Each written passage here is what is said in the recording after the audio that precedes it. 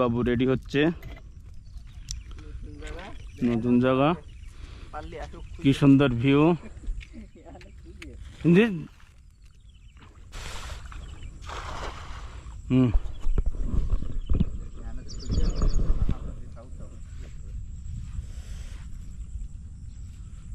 মাছ হবে কিনা বোঝা যাচ্ছে না।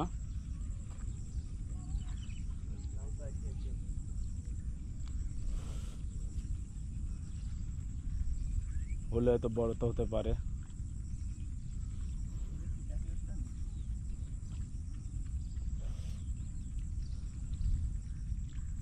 হবে